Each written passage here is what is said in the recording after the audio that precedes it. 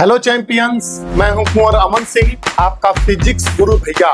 और आज हम लोग स्टार्ट करने जा रहे हैं फिजिक्स का एक और इम्पोर्टेंट टॉपिक जिसका नाम है कॉम्बिनेशन ऑफ रेसिस्टर, जिसमें हम लोग सबसे पहले बात करेंगे सीरीज कॉम्बिनेशन ऑफ रेसिस्टर के बारे में और अगले भी लेक्चर में बात करेंगे पैरेलल कॉम्बिनेशन ऑफ रेसिस्टर के बारे में। तो चलो शुरू करते हैं मेरे भाई।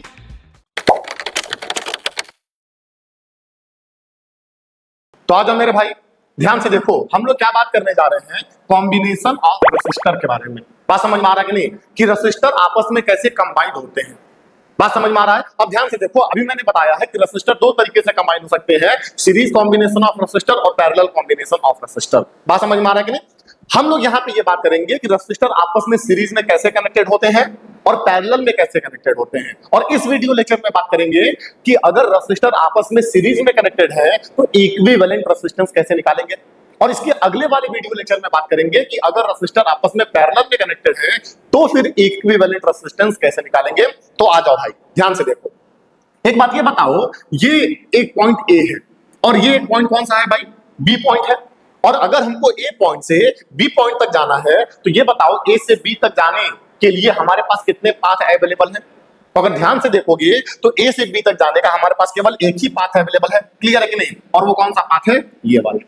बात समझ में आ रहा है कि नहीं। ध्यान से देखोगे, ए से बी तक जाने का केवल एक रास्ता अवेलेबल है और वो ये वाला रास्ता है। क्लियर। अब ध्यान से देखो, अगर तुम ए से बी तक जा रहे हो और एक रास्ते से जा रहे हो तो उस रास्ते में ये वाला रेसिस्टर भी आया और उस रास्ते में ये वाला रेसिस्टर भी आया। मतलब ए से बी तक जाने के लिए तुमको इन दोनों को पार करके जाना पड़ेगा और कोई रास्ता नहीं है। तो इस केस में क्या होगा, ये दोनों रेसिस्टर R1 और R2 आपस में कैसे कनेक्टेड होंगे भाई, सीरीज में कनेक्टेड होंगे। क्लियर है कि नहीं। और हम ये बात करेंगे कि इन दोनों का इक्विवेलेंट रेजिस्टेंस कितना होगा, इसको भी डिराइव करेंगे कैसे आता है। बात समझ में आ रहा है कि नहीं। अब ध्यान से देखो, अगर यहां पे देखोगे, इस डायग्राम को देखोगे, सर्किट डायग्राम को, तो यहां पे ए से बी तक जाने का दो रास्ता है।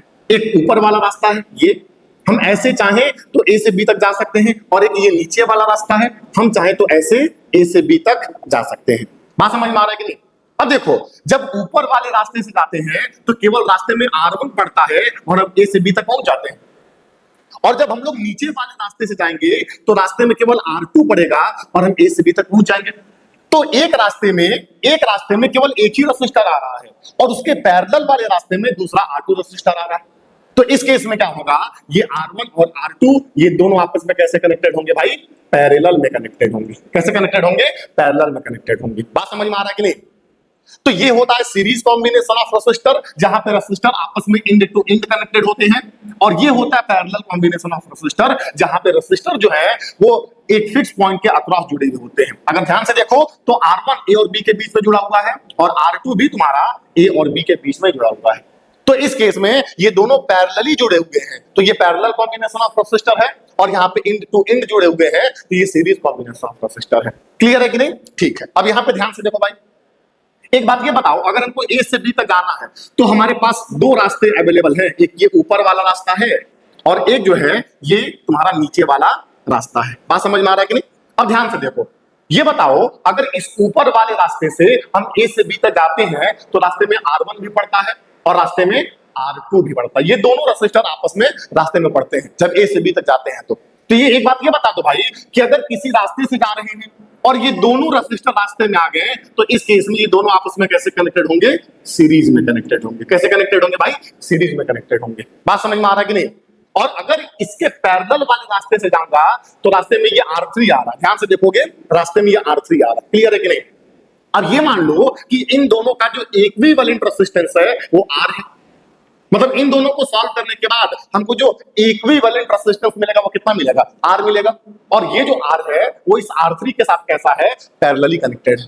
मतलब ये दोनों का जो कॉम्बिनेशन है वो इस R3 के साथ कैसा है, पैरेलल कॉम्बिनेशन में है। मतलब इस सर्किट डायग्राम में हमको सीरीज कॉम्बिनेशन भी दिख रहा है और पैरेलल कॉम्बिनेशन भी दिख रहा है। ये दोनों आपस में कैसे है, सीरीज में, और इन दोनों का कॉम्बिनेशन इसके साथ कैसा है, पैरेलल में। बात समझ में आ रहा है कि नहीं। तो ये तुम्हारा क्या होता है भाई, सीरीज कॉम्बिनेशन ऑफ रेसिस्टर और पैरेलल कॉम्बिनेशन ऑफ रेसिस्टर। अब ध्यान से मेरी बात को समझो। अब हम लोग इस वाले वीडियो लेक्चर में ये बात करेंगे कि सीरीज कॉम्बिनेशन ऑफ रेसिस्टर में जो इक्विवेलेंट रेजिस्टेंस होता है, जो टोटल रेजिस्टेंस होता है, वो कैसे निकालते हैं। अब ध्यान से मेरी बात को समझना। देखो, जैसे मान लो यहां पे हमारे पास तीन रेसिस्टर है।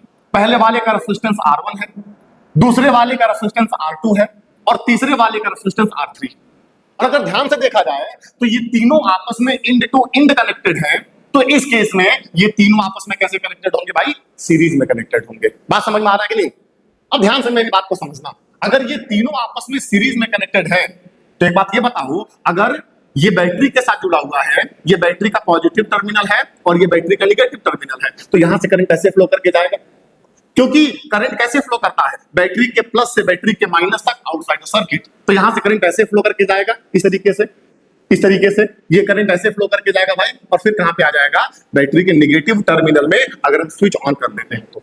बात समझ में आ रहा है कि नहीं? तो जैसे ही मैंने स्विच ऑन किया, करंट का फ्लो स्टार्ट हो गया from positive terminal of the battery to the negative terminal. अब ध्यान से मेरी बात को समझना, एक बात ये बताओ कि जब ये करंट फ्लो करके जा रहा था, तो मान लो ये वाला जो पॉइंट है वो ए पॉइंट है और ये वाला जो पॉइंट है ये बी पॉइंट है। अब बताओ ए से बी तक जाने का कितना रास्ता है? बताओ, ए से बी तक जाने का केवल एक ही रास्ता अवेलेबल है। बात समझ में आ रहा है कि नहीं? और वो ये वाला रास्ता है। और अगर कोई इस वाले रास्ते से जाएगा, उसको R1 को भी पार करना पड़ेगा, R2 को भी पार करना पड़ेगा और R3 को भी पार करना पड़ेगा, क्योंकि रास्ते में तीनों आ रहे हैं। इसका मतलब यह है, अगर यहां से करंट फ्लो करके जाएगा तो आई करंट इससे भी पार करके जाएगा और आई करंट इसको भी पार करके जाएगा और आई करंट इसको भी पार करके जाएगा, और फिर कहां पे आ जाएगा भाई? बैटरी के नेगेटिव टर्मिनल में। इसका मतलब समझो, इसका मतलब यह है कि ये तीनों रेसिस्टर R1, R2 और R3 आपस में कैसे कनेक्टेड है? सीरीज में कनेक्टेड है, और तीनों में जो करंट है वो कैसा है? सेम फ्लो कर रहा है। मतलब जो करंट R1 में है वही करंट R2 में है और वही करंट R3 में है। इसका मतलब यह है कि सीरीज कॉम्बिनेशन में जो करंट होता है इन ईच रेसिस्टर वो क्या होता है? सेम होता है। बात समझ में आ रहा है कि नहीं? अब ध्यान से मेरी बात को समझो। अब हम लोग बात करेंगे वोल्टेज के बारे में, पोटेंशियल डिफरेंस के बारे में, कि क्या पोटेंशियल डिफरेंस भी सेम होता है? पोटेंशियल ड्रॉप जो है वो तीनों रेसिस्टर के अक्रॉस सेम होता है कि डिफरेंट होता है? अब ध्यान से मेरी बात को समझना होता क्या है। एक बात ये बताओ, देखो ये तुम्हारा तीन रेसिस्टर लगा हुआ है और तीनों रेसिस्टर के पास अलग अलग रेसिस्टेंस है, और रेसिस्टेंस का मतलब क्या होता है? रुकावट, करंट को, करंट के फ्लो का अपोज करना। बात समझ में आ रहा है कि नहीं? अब ध्यान से देखो, मान लो ये बैटरी है और बैटरी क्या होता है? Source of energy. और मान लो इस बैटरी का जो वोल्टेज है वो कितना है? 12 वोल्ट है। बात समझ में आ रहा है कि नहीं? अब देखो, अगर बैटरी का वोल्टेज 12 वोल्ट है, इसका मतलब ये कि अगर यहां से चार्जेस फ्लो करेंगे, अगर यहां से 1 कूलम का चार्ज निकलेगा तो 1 कूलम के चार्ज के पास 12 जूल के बराबर एनर्जी आएगी। बात समझ में आ रहा है कि नहीं? देखो मैं फिर बता रहा हूं, अगर इस बैटरी का वोल्टेज 12 वोल्ट है तो बैटरी तो सोर्स ऑफ एनर्जी होता है और बैटरी चार्ज को एनर्जी प्रोवाइड करता है। बात समझ में आ रहा है कि नहीं? तो जैसे यहां से चार्जेस फ्लो करेंगे, इलेक्ट्रॉन फ्लो करेगा from negative terminal to the positive terminal, तो करंट फ्लो करेगा positive to the negative terminal. बात समझ में आ रहा है कि नहीं? और जब यहां से 1 कूलम का चार्ज निकलता है ना, तो हर 1 कूलम के चार्ज को ये जो बैटरी है वो 12 जूल के बराबर एनर्जी देता है। ये इसका वोल्टेज होता है। बात समझ में आ रहा है कि नहीं? वोल्टेज अगर 12 वोल्ट है, इसका मतलब हर 1 कूलम के चार्ज को 12 जूल के बराबर एनर्जी मिलेगा सर्किट में फ्लो करने के लिए। क्लियर? अब ध्यान से देखो, एक बात ये बताओ कि अगर ये 1 कूलम का चार्ज फ्लो करके यहां पे आएगा, 1 कूलम का चार्ज, 1 कूलम का नेगेटिव चार्ज अगर फ्लो करके यहां पे आएगा, तो उसको इस रास्ते को, इस रुकावट को पार करना पड़ेगा, फिर इस रुकावट को पार करना पड़ेगा और फिर इस रुकावट को पार करना पड़ेगा। इन तीनों रुकावट को पार करके फिर उसको यहां पे आना पड़ेगा, तभी करंट फ्लो कर पाएगा। अब ध्यान से मेरी बात को समझना, एक बात ये बताओ, जैसे मान लो ये वाला जो रुकावट है R3, क्लियर है कि नहीं? ये वाला रुकावट क्या है? R2, और ये वाला रुकावट है R1। अब ध्यान से मेरी बात को समझना, ये तीनों रेजिस्टेंस अलग अलग है। मान लो कि ये सबसे ज्यादा है, ये उससे कम है और ये उससे कम है, मतलब ये वाला रेसिस्टर की वैल्यू कम है, इसकी थोड़ी सी ज्यादा और इसकी थोड़ी और ज्यादा है। और रेसिस्टर का मतलब क्या होता है? रुकावट होता है। ध्यान से मेरी बात को समझना। तो मान लो यहाँ पे रुकावट ज्यादा है, एग्जांपल के तौर पे मान लो हम यहाँ से जा रहे थे और यहाँ तक हमको जाना था, और यहाँ रास्ते में 3 पेड़ गिरा था। कितना पेड़ गिरा था भाई? 3 पेड़ गिरा था रास्ते में, 3 पेड़ गिरा था। यहाँ पे एक ही जगह 3 पेड़ गिरा था। क्लियर है कि नहीं? अब देखो, अगर यहाँ एक ही जगह 3 पेड़ गिरा था, 1 कूलम का चार्ज यहाँ फ्लो करके जा रहा है, तो एक पेड़ को काट करके हटाने में 2 जूल की एनर्जी खर्च होती है। तो उस 1 कूलम के चार्ज ने क्या किया? इन तीनों पेड़ को रास्ते से हटा दिया और उसने टोटल यहाँ पे 6 जूल के बराबर एनर्जी खर्च कर दी। मतलब 6 वोल्ट का पोटेंशियल यहाँ पे क्या हो गया? ड्रॉप हो गया। क्लियर है कि नहीं? जितना एनर्जी खर्च होगा उतना पोटेंशियल वहां पे ड्रॉप हो जाएगा। क्लियर? अब ध्यान से देखना, जैसे वो आगे बढ़ेगा और आगे बढ़ के यहां पहुंचेगा, अब एक और रुकावट आ गया और यहां पे रास्ते में जो है दो पेड़ गिरा था। कितना पेड़ गिरा था? दो पेड़ गिरा था। अगर यहां पे रास्ते में दो पेड़ गिरा था तो यहां पर उसको रुकावट मिल गया, तो वो इस पेड़ को काट के हटाएगा। एक पेड़ को काट के हटाने में 2 जूल की एनर्जी खर्च होती है, 2 पेड़ काट के हटाना है तो 4 जूल की एनर्जी खर्च होगी। तो यहाँ पे जो पोटेंशियल ड्रॉप होगा वो 6 वोल्ट होगा, क्योंकि यहाँ पे 4 जूल के बराबर एनर्जी खर्च होगी। समझ में आ रहा है कि नहीं आ रहा? अब ध्यान से देखो, जब यहां पहुंचा तो यहां देखा रास्ते में केवल एक ही पेड़ गिरा हुआ है और एक पेड़ को काट के हटाने में उसने 2 जूल के बराबर एनर्जी खर्च किया, तो यहां का पोटेंशियल ड्रॉप 2 वोल्ट हो गया। मतलब उसने बैटरी से कितना एनर्जी लेके चला था? 1 कूलम का चार्ज 12 जूल का, जिसमें से 6 जूल यहां खर्च कर दिया, 4 जूल यहां खर्च कर दिया और 2 जूल यहां खर्च कर दिया। टोटल एनर्जी खर्च हो गया और फिर वो कहां पे आ जाएगा? बैटरी के पॉजिटिव टर्मिनल में, फिर एनर्जी पाएगा, फिर दौड़ेगा।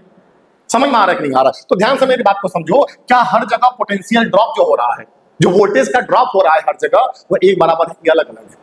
अब तुम बोलोगे वो तो अलग अलग है। जहां पे ज्यादा रुकावट होगा वहां वोल्टेज का ड्रॉप ज्यादा होगा, जहां कम रुकावट होगा वहां वोल्टेज का ड्रॉप थोड़ा कम होगा, और जहां पे सबसे कम रुकावट होगा वहां वोल्टेज का ड्रॉप सबसे कम होगा।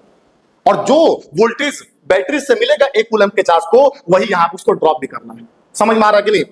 इसका मतलब ध्यान से देखो, ये सब समझने के लिए था मैं इसको मिटा देता हूं। क्लियर? अब ध्यान से मेरी बात को समझना, ध्यान से मेरी बात को समझोगे।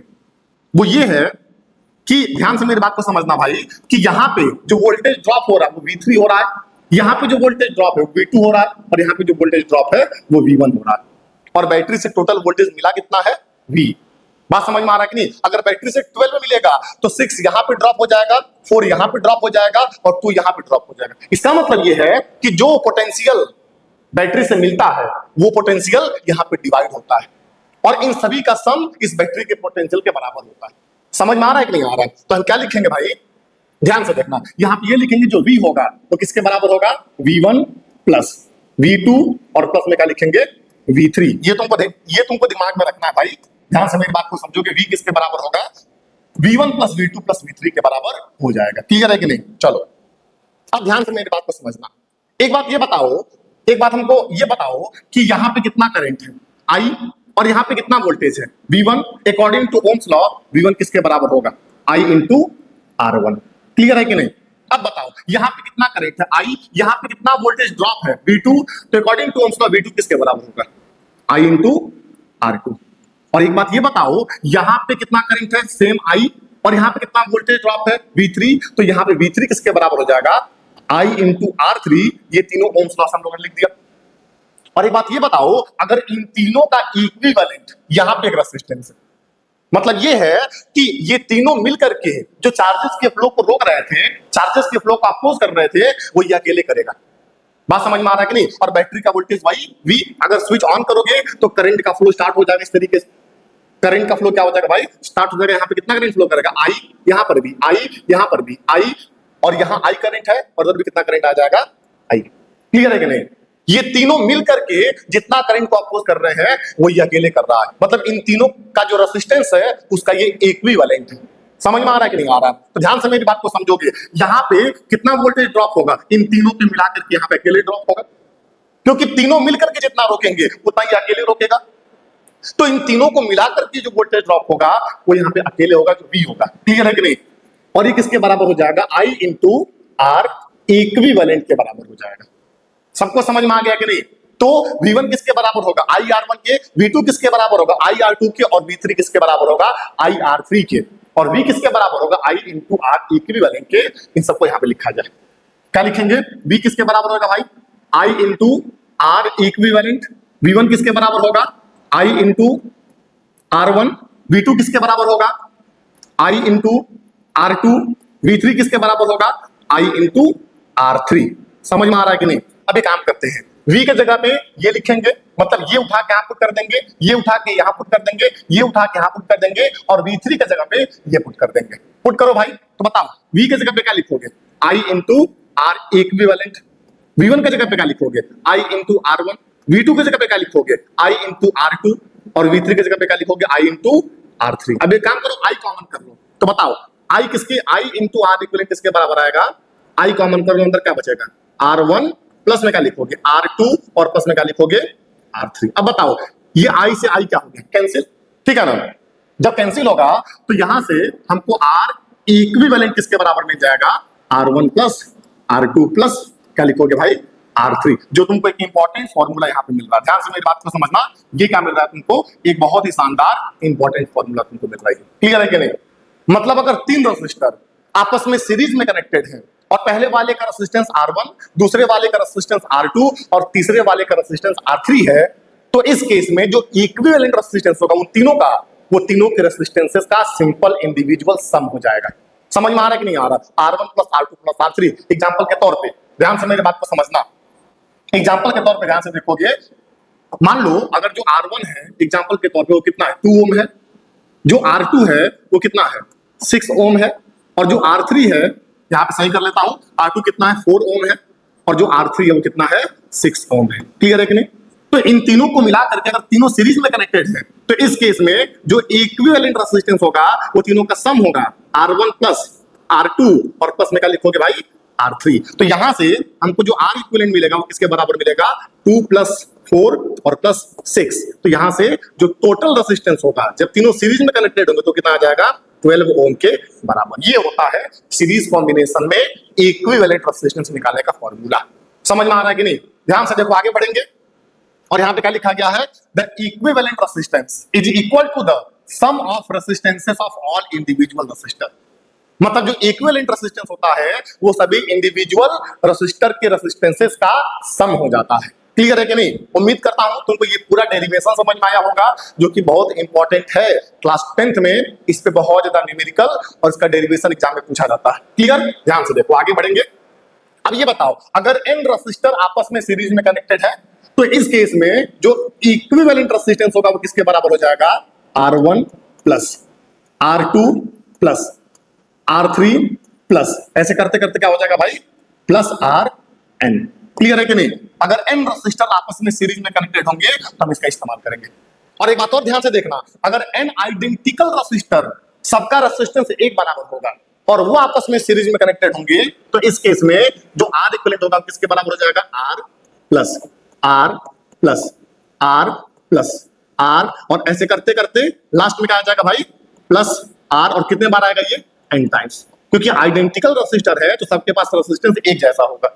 तो ये n टाइम्स है, तो इस केस में जो इक्विवेलेंट रेजिस्टेंस होगा वो किसके बराबर हो जाएगा, n टाइम्स ऑफ R। ये हो जाएगा हमारा फॉर्मूला। इसको दिमाग में रखना है, इस पे न्यूमेरिकल हम जल्दी सॉल्व कर लेते हैं इस फॉर्मूले से। क्लियर है कि नहीं? चलो अब ध्यान से देखो, आगे बढ़ते हैं। अब देखो वही सारी बातें यहाँ पे लिखी गई हैं। सीरीज कॉम्बिनेशन ऑफ रेजिस्टर क्या होता है, when two or more resistors are connected one after and other in a single path they form a series combination. देखो अगर दो या दो से ज्यादा रेजिस्टर एक दूसरे के बाद कनेक्टेड है, one after and other connected है और एक ही पाथ में कनेक्टेड है, तो ये तुम्हारा क्या होता है, सीरीज कॉम्बिनेशन। समझ में आ रहा है कि नहीं? अब देखो क्या बोल रहा है, सीरीज कॉम्बिनेशन में क्या होता है, only one path is available for current. Current के लिए केवल एक ही पाथ अवेलेबल होता है, मल्टीपल पाथ नहीं होते हैं, जो मैंने बताया था शुरू में। क्लियर है कि नहीं? अब क्या लिखा गया, the same current flows through every resistor. हर रेजिस्टर में एक बराबर करंट फ्लो करेगा। और तुम देख भी सकते हो भाई, यहाँ पे तुम देख भी सकते हो कि सभी रेजिस्टर में एक समान करंट फ्लो कर रहा है, R1 में I, R2 में I और R3 में भी I।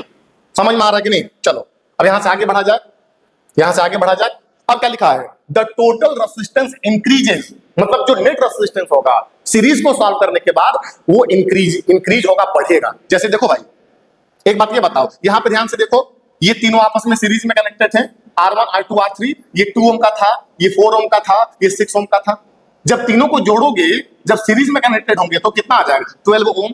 मतलब इन तीनों में जो सबसे बड़ा उससे भी बड़ा आएगा।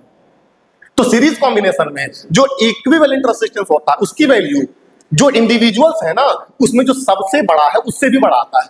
समझ में आ रहा है कि नहीं आ रहा? ये ध्यान देने वाली बात है। क्लियर? चलो आगे बढ़ा जाएगा, ठीक है ना?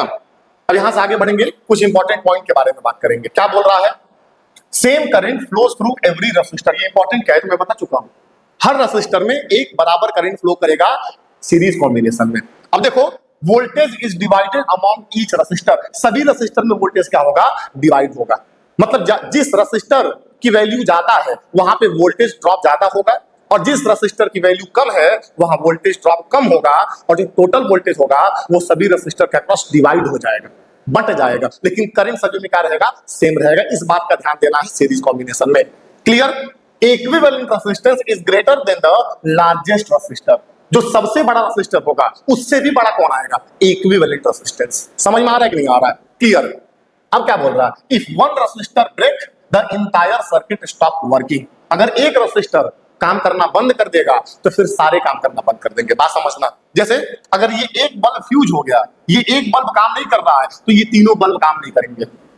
ये खासियत होती है। खासियत क्या है? बेकार बात है, अच्छी बात थोड़ी है, ठीक है ना। अगर ये एक बल्ब हमारा फ्यूज हो गया तो ये भी नहीं काम करेगा, ये भी नहीं काम करेगा, ये भी नहीं काम करेगा। मतलब एक एक खराब होने से तीनों खराब नहीं, लेकिन फिर भी काम नहीं कर रहे क्योंकि सीरीज में कनेक्टेड है। समझ में आ रहा है कि नहीं? चलो भाई, यहां तक सबको समझ में आ गया होगा। अब यहां से आगे बढ़ेंगे और एप्लीकेशन की बात करेंगे। सीरीज कॉम्बिनेशन का एप्लीकेशन क्या होता है? क्लियर है कि नहीं? ध्यान से मेरी बात को समझना। देखो, सीरीज कॉम्बिनेशन का इस्तेमाल करते हैं डेकोरेटिव लाइट्स। मतलब दिवाली में घर को सजाने के लिए जो हम लोग लाइट्स का इस्तेमाल करते हैं वो बल्ब आपस में सीरीज में कनेक्टेड होते हैं। जैसे यहाँ पे तुम देख सकते हो, ये सभी बल्ब जो है, ये सभी छोटे छोटे जो बल्ब है, सब आपस में कैसे कनेक्टेड है? सीरीज में कनेक्टेड है।